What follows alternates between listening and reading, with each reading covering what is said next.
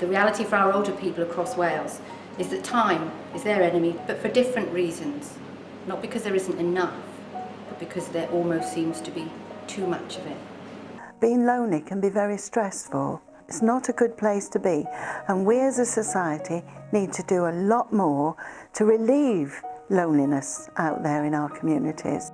That inner loneliness never goes away.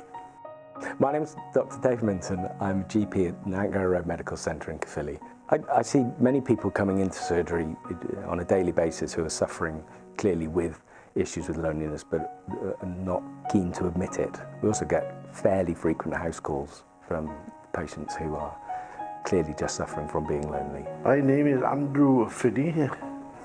I've been suicidal a few times.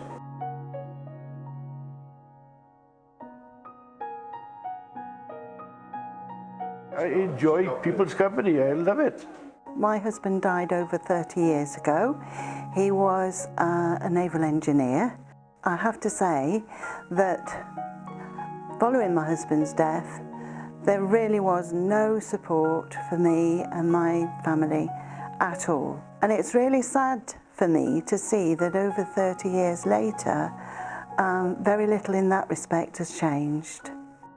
You come home at the end of the day, and once you've closed that front door, it's a very lonely situation to be in.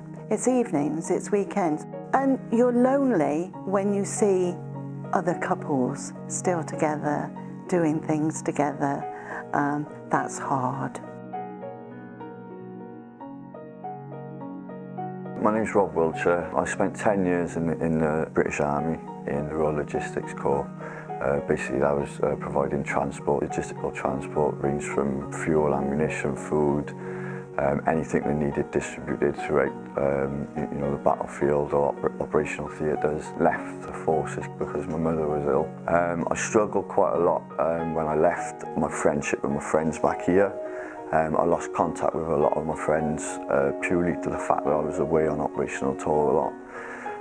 Sometimes I was away for 7-8 months at a time. I did operational tours of Afghanistan, Iraq, 2 years in Northern Ireland, Kosovo, Bosnia. So when I came home, I was quite lonely. I was trying to rekindle my friendship with my friends back here. My life as I knew it had ended. I didn't know, what to do, where to go, because I was so used to somebody being there telling me what to do. So I find it really, really strange. I lost my son James when he was age 21. He was killed in Afghanistan in September 2009. And since then we've done various different things for charity and work with the Ministry of Defence and things like that. But all the way through it, there's been a massive gap where you find that there isn't anything there for anybody that just wants to talk about things, just someone to talk to.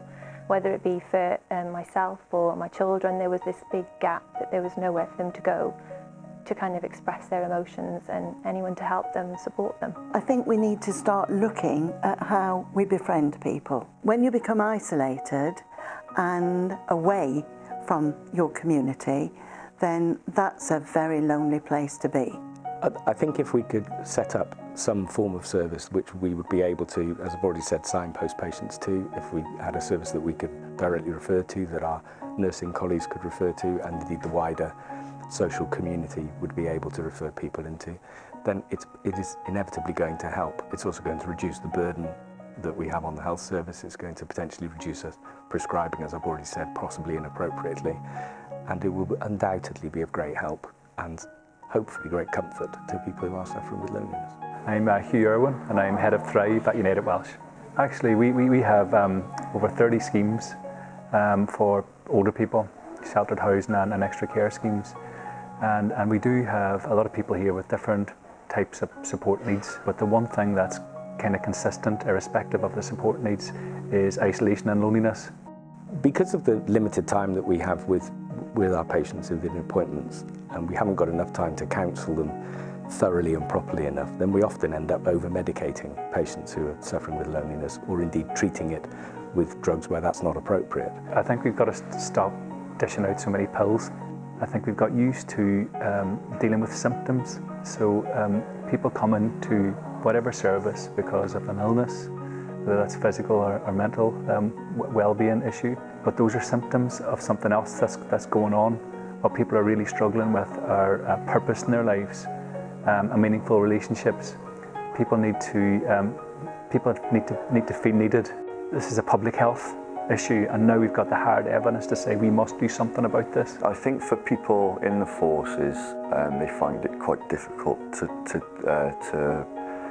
sort of build bonds with civilians once leaving, because you know a soldier sleeps together, they eat together, they shower together, you know, and that bond is just unbreakable. And because of the way that you're trained, you're broken as a person and then built back up into, you know, to be a soldier, to react and to do the things that they want you to do.